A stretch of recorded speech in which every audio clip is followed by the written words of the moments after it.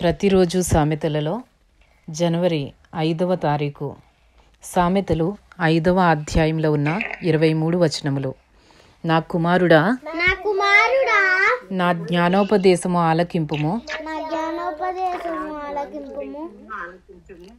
వివేకము గల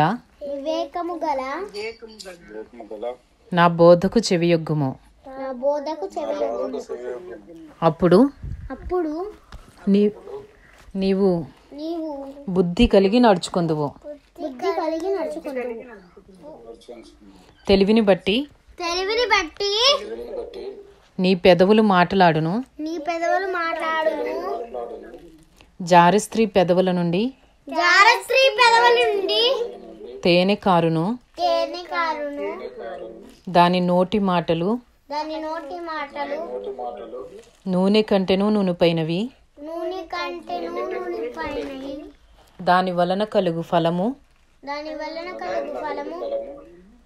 ముసిని పండంత చేదు.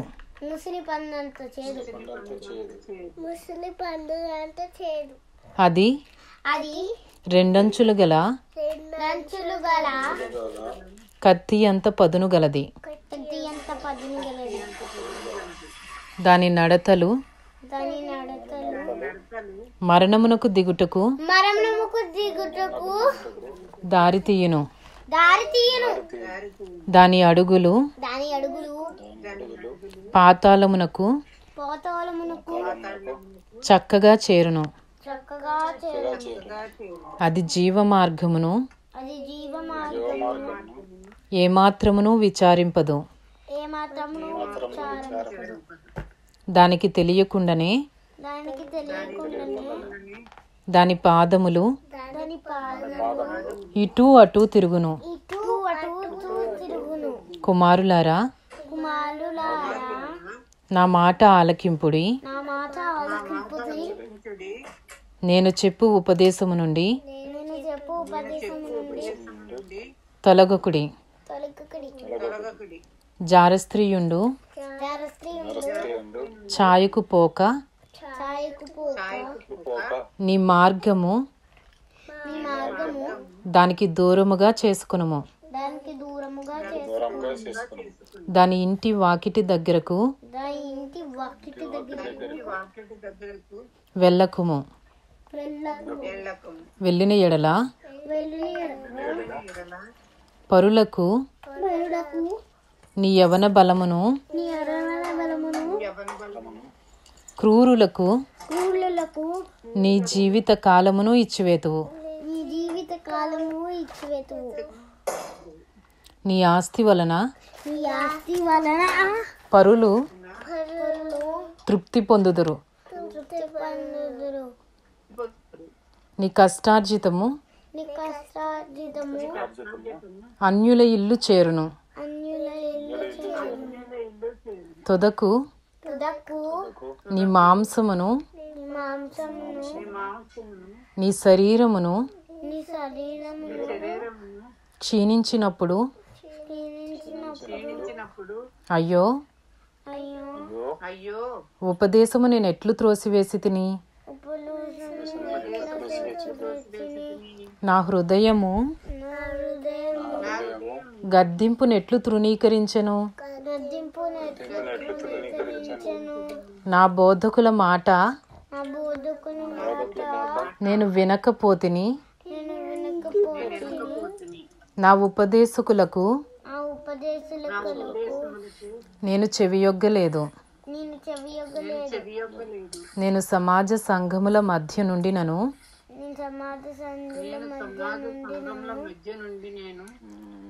ప్రతి విధమైన దౌష్ట్యమునకు లోబడుటకు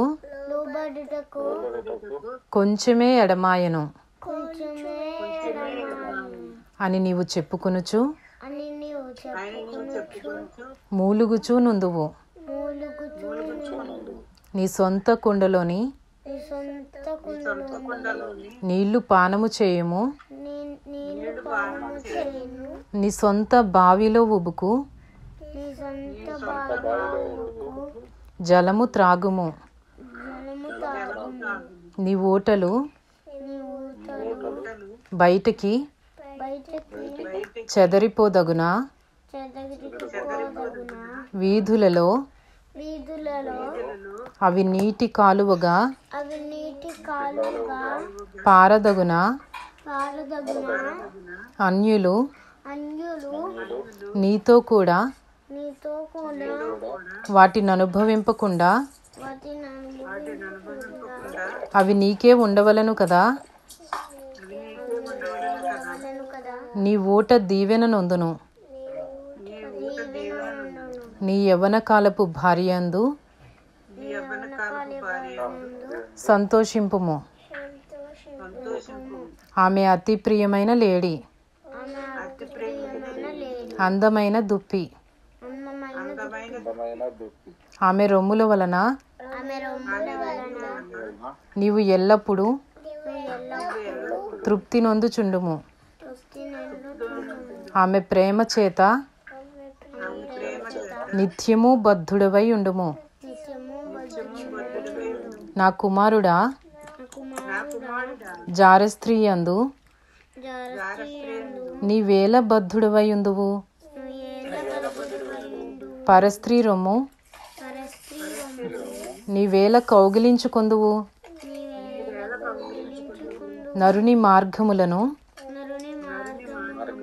యెహోవా ఎరుగును, వాని నడతలన్నిటినీ ఆయన గుర్తించును. దుష్టుని దోషములు